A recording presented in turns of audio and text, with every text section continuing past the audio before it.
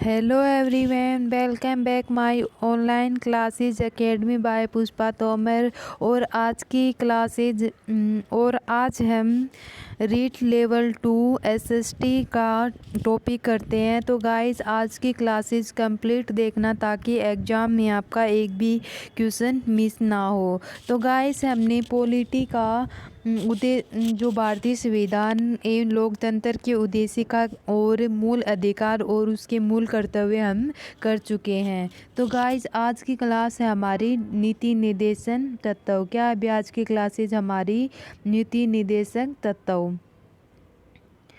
तो नीति निर्देशक तत्व में इसके भाग 4 और अनुच्छेद 36 से लेकर 51 तक की राज्य की नीति निर्देशक तत्व शामिल किए थे। कब भी भाग 4 में और अनुच्छेद 36 से 51 तक राज्य की नीति निर्देशक तत्व में क्या किए हैं, भी इन्होंने शामिल किए हैं। ये तत्व कल्याणकारी राज्यों और स्थापना में सहायक हैं। किस में सहायक है भी ये तत्व कल्याणकारी और राज्य की स्थापना में सहायक हैं। वे आदर्श हैं समाज के आर्थिक एवं सामाजिक कल्याण हेतु इस नीति निर्देशक के मैनेजर रखते हुए अपनी नीतियों का निर्माण करेगी और उसकी देश की संपूर्णता का विकास भी होगा। क्या होगा भी जो समाज के आर्थिक और सामाजिक कल्याण हेतु इन्होंने सरकार की नीति निर्देशक तत्वों का मैनेजर रखते हुए अपनी नीतियों का निर्माण भी करेगी और अपने देश के संपूर्ण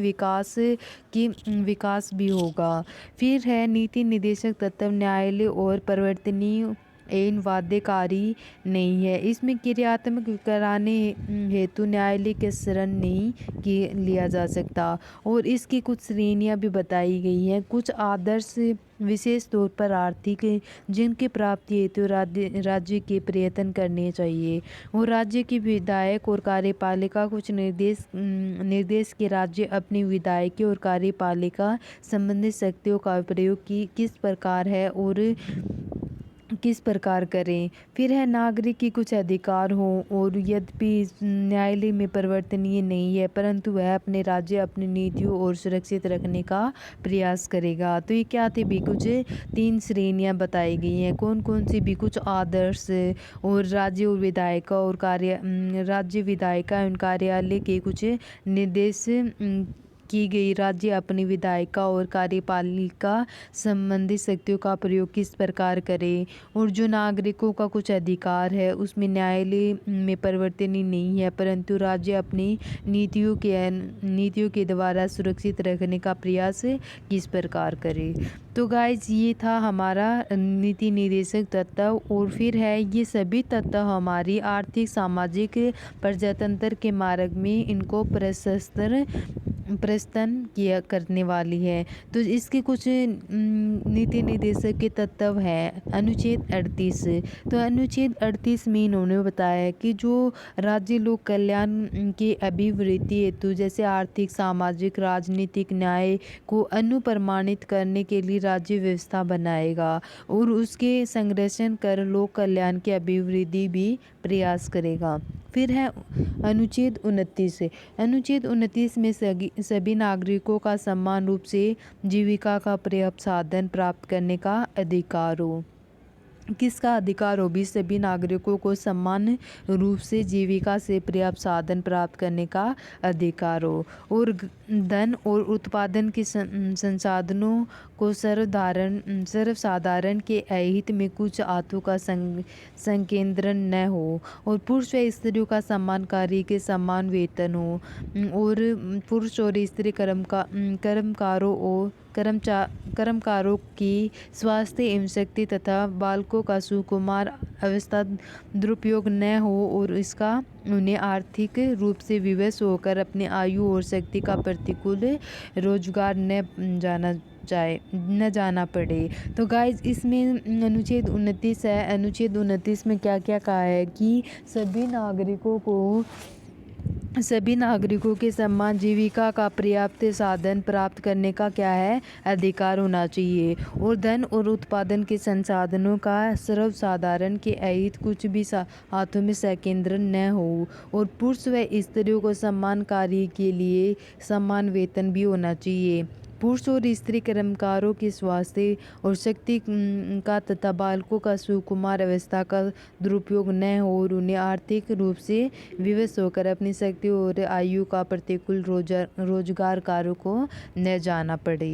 और इसकी जो बालकों और अल्पसंख्यक शास्त्रों का नैतिक और आर्थिक प्रतित्याग कर रक्षा की जाए।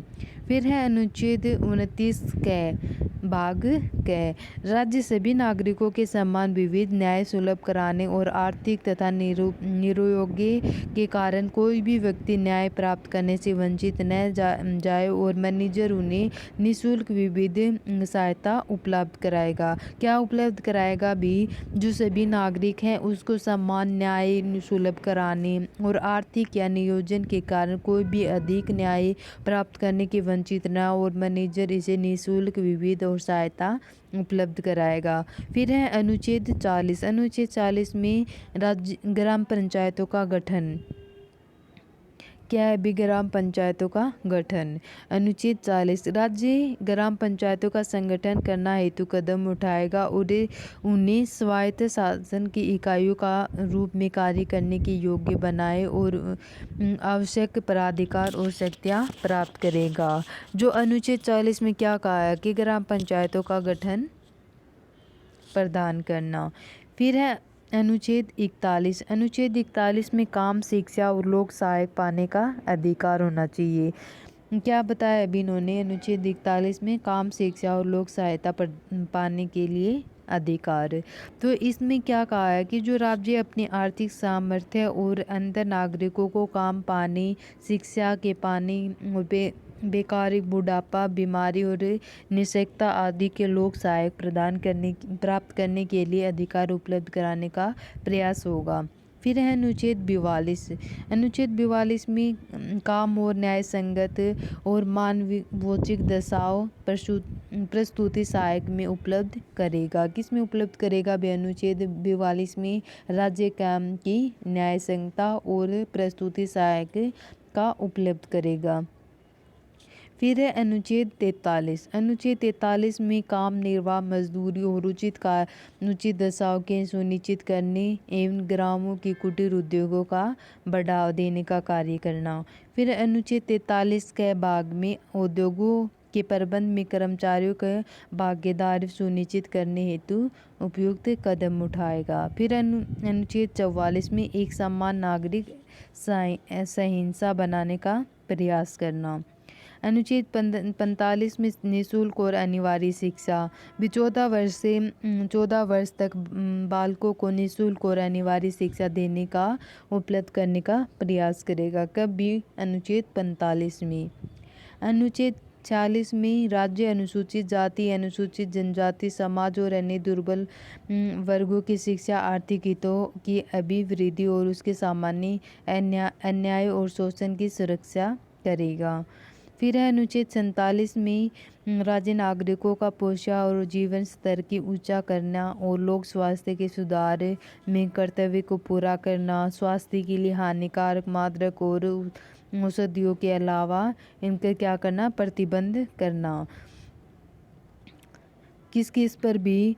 जो जीवन स्तर को ऊंचा करने व लोक स्वास्थ्य के लिए सुधार कर्तव्य को पूरा करना, जैसे कि स्वास्थ्य के लिए हानिकारक मादक द्रव्य और औषधियों के अलावा इन्होंने उपयोग करने वाले प्रतिबंधित को क्या करना चाहिए? इस पर प्रतिबंधित करने का प्रयास करना चाहिए। फिर है अनुच्छेद 48। अनुच्छेद 48 में राज्य कृषि और पशुपालन की आधुनिक एवं वैज्ञानिक प्रणालियों का संबंधित करना, जैसे दुधारू पशु और नस्ल सुधार करने के लिए बद पर रोक लगाने का कदम उठाएगा। किस पर भी? जो दुधारू पशु हैं और वैज्ञानिक प्रणालियों के संगठन करने वाले इनको बद को रोक लगाने हेतु पर कदम उठाएंगे। फिर है अनुच्छेद 48 क में भाग 1 में पर्यावरण के संरक्षण और वन और वन्य जीवों की रक्षा करने का प्रयास करना। अनुच्छेद 49 में राष्ट्रीय महत्व के घोषित कलात्मक और ऐतिहासिक अभिरुचि वाले संसाधनों को संस्थानों और वस्तुओं का उचित संरक्षण करना राज्य की बाध्यता होगी। कब भी अनुच्छेद 49 में और किस पर भी कलात्मक और ऐतिहासिक अभिरुचि वाले संस्मरणों और स्थानों और वस्तुओं पर उचित संरक्षण करना। अनुच्छेद 50 में राज्य लोक सेवाओं और न्यायपालिकाओं और कार्यपालिकाओं के पृथक करने का कदम उठाएगी। किस पर भी अनुच्छेद 50 में जो न्यायपालिका और कार्यपालिका के पृथक करने पर उन्होंने कदम उठाएगी। फिर राज्य अंतर्राष्ट्रीय शक्ति, शांति, सुरक्षा में अभिवृद्धि, राज्यों और न्यायपूर्ण सम्मानपूर्ण संबंधों को बनाए रखना, अंतर्राष्ट्रीय विवादों को मध्यस्थता और निपटाने का प्रोत्साहन देने का प्रयास करेगा। कब भी अनुच्छेद 51 में। और फिर इनके जो नीति निर्देशन तत्व है, लोक कल्याणकारी है, राज्य की स्थापना है, शांतिपूर्ण सह अस्तित्व में क्या होगी, प्राप्ति में सहायक होगी।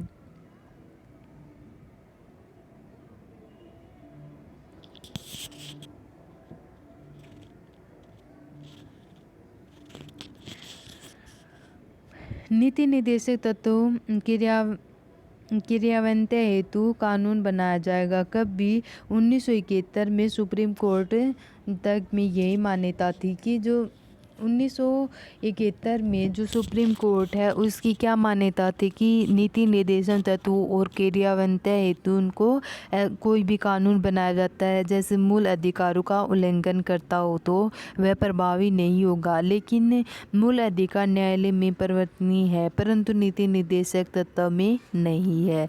क्या भी जो 1971 में सुप्रीम कोर्ट ने यह मान्यता दी थी कि जो नीति निर्देशन तत्व है नीति निर्देशन तत्वों के क्रियान्वयन हेतु कोई भी कानून बनाया जाएगा जो मूल अधिकारों का उल्लंघन करता हो तो उस पर प्रभावी नहीं होगा क्योंकि मूल अधिकार न्यायालय में परिवर्तनीय है और उसमें नीति निर्देशन तत्व नहीं। परंतु इसमें 1971 में संविधान संशोधन तथा संविधान के 31C जोड़कर मत को क्या कर दिया, इन्होंने परिवर्तन कर दिया।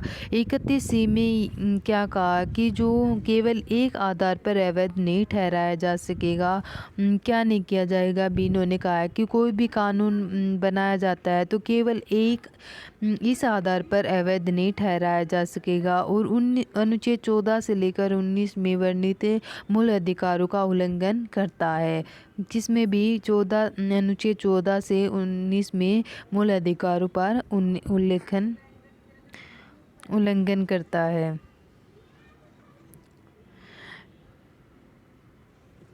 Supreme court Minerva mills case 1980 में इन्हें सीमित करने का निर्णय दिया था। अनुच्छेद 39B और C में नीति निर्देशन तत्वों का क्रियान्वयन ऐसी बनाई गई थी जिसमें मूल अधिकारों की वरीयता रहेगी और अन्य निर्देशन तत्वों का संबंध भी बनाया गया जिसमें विधियां मूल अधिकारों का अतिक्रमण नहीं कर सकती।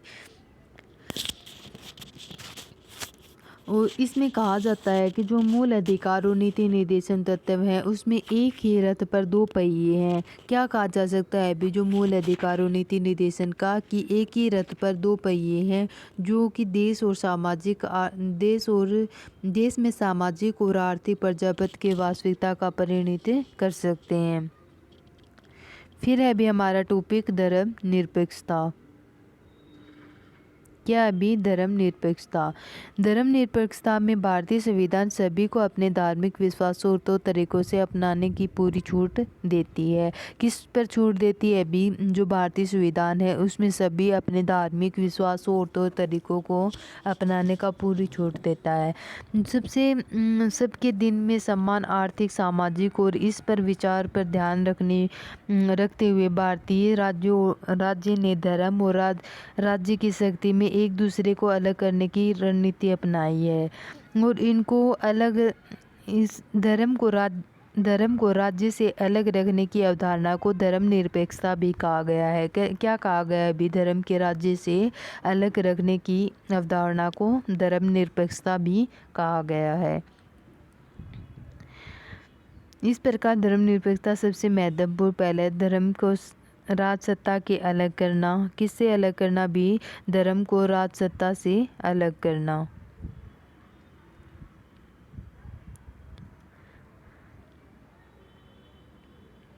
फिर है 42वें संशोधन अधिनियम में 1976 द्वारा पथ निरपेक्ष शब्द में अंतर स्थापित करके इन्होंने सुनिश्चित किया था कि पथ निरपेक्ष संविधान के आधारित लक्ष्यों में से एक है। क्या है भी? 42वें संशोधन अधिनियम में इन्होंने 1976 में पथ निरपेक्ष शब्द का अंतर स्थापित करके सुनिश्चित किया गया था और जो पथ निरपेक्ष संविधान में आधारित लक्ष्यों में से भी एक माना गया है।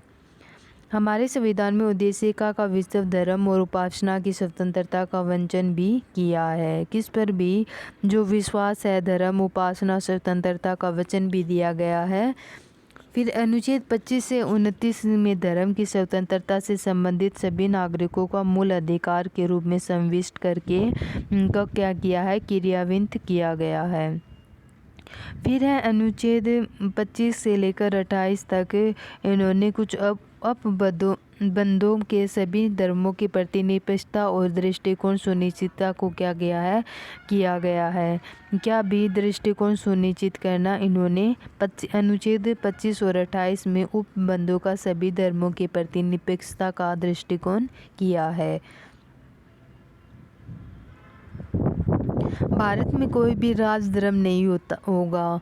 इसने जो अपबंधों बताए थे उसमें क्या क्या कहा है कि भारत में कोई भी राज धर्म नहीं होगा और राज्य न तो अपने किसी धर्म की स्थापना करेगा और न ही विशिष्ट धर्म की विशेष सहायता होगी। फिर है अनुच्छेद 27 में इन्होंने राज्य किसी भी नागरिक और विशिष्ट धर्म या धार्मिक संस्था की अभिवृद्धि या पोषण के करों का सदाई करने की वादे नहीं करेगा। फिर जो अनुच्छेद 28 में राज्य की शिक्षा संस्था और धार्मिक शिक्षा नहीं दी जाएगी। कब भी? किसमें भी? राज्य की स्वायत्तता की शिक्षा संस्था और धार्मिक शिक्षा नहीं दी जाएगी। कब भी? अनुच्छेद 28 में। फिर है अनुच्छेद 16 और भाग 2 में राज्य किसी भी नागरिक नियोजन के विषय के धर्म और धर्म के आधार पर विभेद नहीं करेगा। फिर सार्वभौमिक स्थानों में प्रवेश और अपने उपयोग के लिए धर्म के आधार पर विभेद वर्जित है और राज्य द्वारा पोषित और सहायता प्राप्त शिक्षा संस्थाओं का प्रवेश में भी विदेश नहीं किया गया। फिर अनुच्छेद 25 में भारत में व्यक्ति को न केवल धार्मिक विश्वास का बल्कि ऐसे विश्वास से जुड़े आचरण करने का, अपने विचारों और दूसरों के उपदेश देने का अधिकार है। फिर अनुच्छेद 26 में कुछ धार्मिक संप्रदाय हैं जैसे कि धार्मिक प्रयोजनों के लिए संस्थाओं का स्थापना और धर्म विषय कार्यों का प्रबंध करने का, जंगम एवं स्थावर संपत्ति को अर्जन करना, ऐसी संपत्ति की विधि के अनुसार प्रशासन करने का अधिकार है। कब भी? अनुच्छेद 26 में इनकी कुछ धार्मिक संप्रदाय हैं। कौन कौन से भी? जो धार्मिक प्रावधानों और संस्थाओं की स्थापना करना, उसका पोषण करना और अपने धर्म विषय कार्यों का प्रबंधन करना, जंगम और स्वास्थ्य संपत्ति के अर्जन और स्वायत्तता का अध्ययन करना, ऐसी संपत्ति के अनुसार प्रशासन करने का अधिकार है।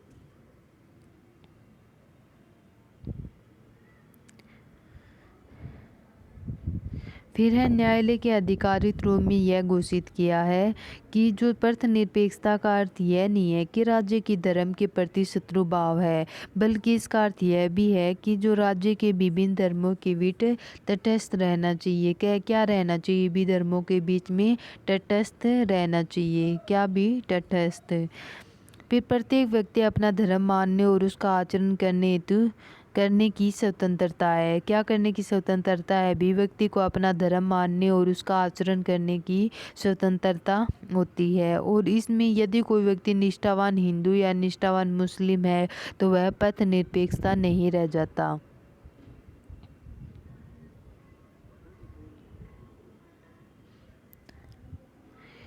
धर्म का उपयोग राजनीतिक प्रयोजनों के लिए किया जाता है और राजनीतिक दल अपने राजनीतिक प्रयोजनों के लिए आश्रय लेते हैं और इसके राज्य की तटव्यवस्था में भी इसका उल्लंघन होगा और राजनीति और धर्म को नहीं मिलाना चाहिए। तो अनुच्छेद 356 में इनकी कार्रवाई भी उचित होगी। इसने क्या कहा है कि जो धर्म का उपयोग राजनीतिक प्रयोजनों के लिए की गई है, तो राजनीतिक दल अपने राजनीतिक प्रयोजनों के लिए इसका आश्रय लेते हैं और अपने राज्य की तटस्थता का उल्लंघन भी होगा और धर्म को नहीं मिलाना चाहिए। तो इसमें राज्य सरकार ऐसे करती है कि उनके जो विरुद्ध है उसके विरुद्ध संविधान के अनुच्छेद 356 के अधीन इसकी क्या होगी, कार्यवाही होगी। पथनिरपेक्षता संविधान में आधारित लक्षण है। अनुच्छेद 25 में प्रचार का अधिकार प्रत्येक धर्म का एक रहस्य और अपने धर्म के सिद्धांतों का प्रसार करने फैलाने का अधिकार होता है। और अनुच्छेद 25 में इन्होंने धर्म की स्वतंत्रता, लोक व्यवस्था और सदाचार के स्वास्थ्य में अधीन होना, किसमें अधीन होना भी, जो धर्म की स्वतंत्रता है, लोक व्यवस्था है, सदाचार और स्वास्थ्य के अधीन है। तो इसमें क्या कहा है अनुच्छेद 25 में, अनुच्छेद 25 भाग क में कि जो एक व्यक्ति स्वेच्छा का कोई भी धर्म स्वीकार नहीं कर सकता, बल, कपट, लोभ और उसे फुसलाकर किसी भी अन्य धर्म की परिवर्तित नहीं कर सकता। जैसा भी जिसका भी जो धर्म है वही रहेगा। हम किसी को भी छल कपट और उसे बहला फुसलाकर हम धर्म को परिवर्तित नहीं कर सकते। और राज्य का अधिकार और कर्तव्य है कि यदि परिवर्तन का क्रियाकलाप लोग व्यवस्था, सदाचार या स्वास्थ्य के विरुद्ध है तो हम हस्तक्षेप करें। और अनुच्छेद 25 भाग क में धर्म की स्वतंत्रता, लोक व्यवस्था और सदाचार और व्यवस्था के अधीन है। फिर है अनुच्छेद 29 भाग क में उस संप्रदाय को अपनी संस्कृति के भिन्न कोई भी संस्कृति अभिरोषित नहीं करेगा। इसमें जो अनुच्छेद 29 है उसमें ये कहा है कि राज्य उस पर संप्रदाय की अपनी संस्कृति के भिन्न कोई भी संस्कृति अधिरोषित नहीं करेगा। और ऐसे समुदाय अपनी रुचि की शिक्षा संस्थानों की स्थापना में प्रशासन का अधिकार होना। फिर अनुच्छेद 30 में यदि कोई भी अल्पसंख्यक वर्ग की शिक्षा संस्था का संपत्ति अर्जित करता है तो उसके पूर्ण प्रतिकर रहता है। फिर है सामाजिक न्याय।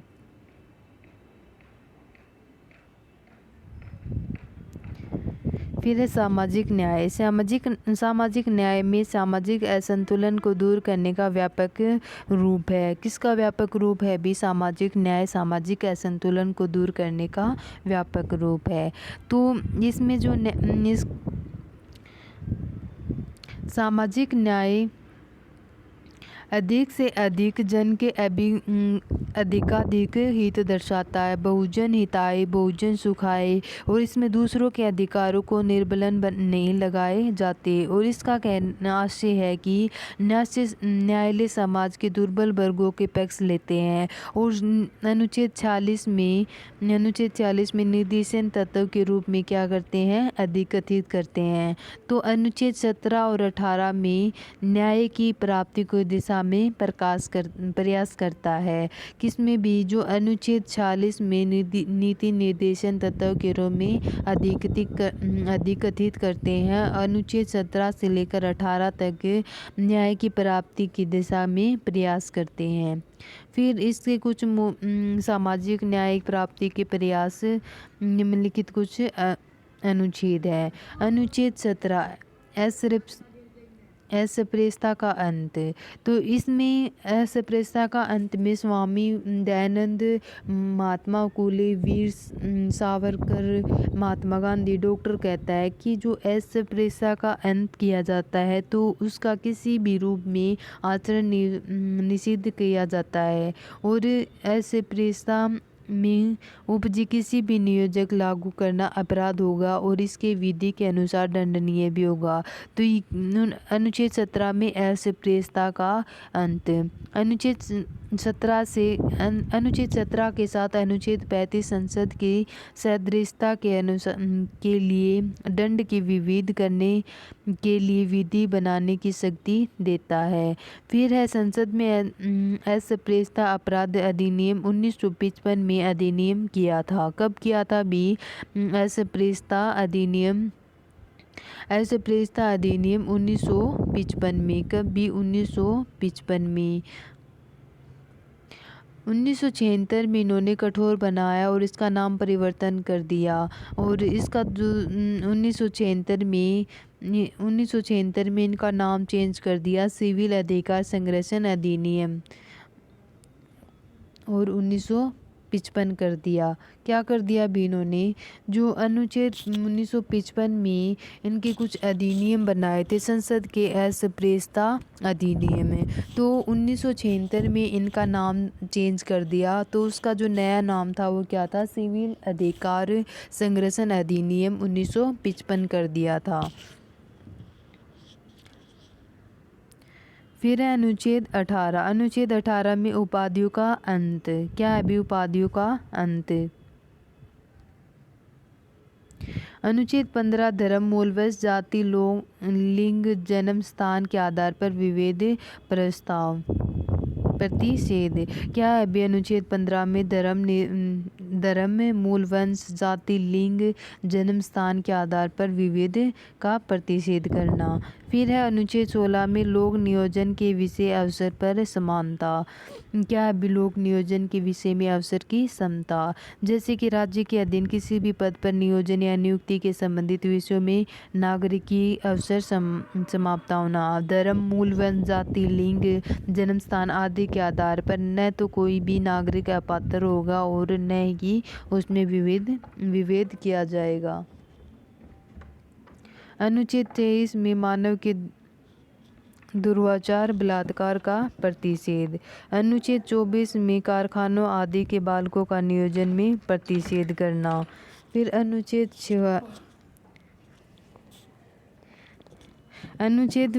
24 में कारखानों आदि बालकों का नियोजन के प्रतिषेध करना कि जो 14 वर्ष की कम आयु के किसी भी बालक में कोई भी कारखाने या किसी भी प्रकार का काम करने के लिए उस पर प्रतिबंध लगाया जाएगा।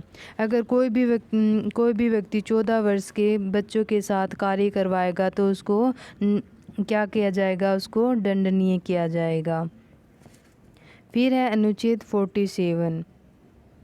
अनुच्छेद 47 में जीवन स्तर को ऊंचा करने तथा लोक स्वास्थ्य के सुधार करने का राज्य का कर्तव्य होना चाहिए। तो गाइज आज थे हमारा नीति निर्देशन तत्व, और इसमें धर्मनिरपेक्षता और न्याय, सामाजिक न्याय।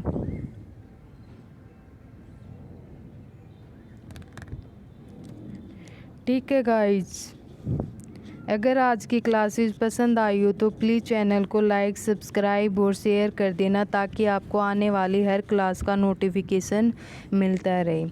ठीक है guys, bye bye, take care, thank you.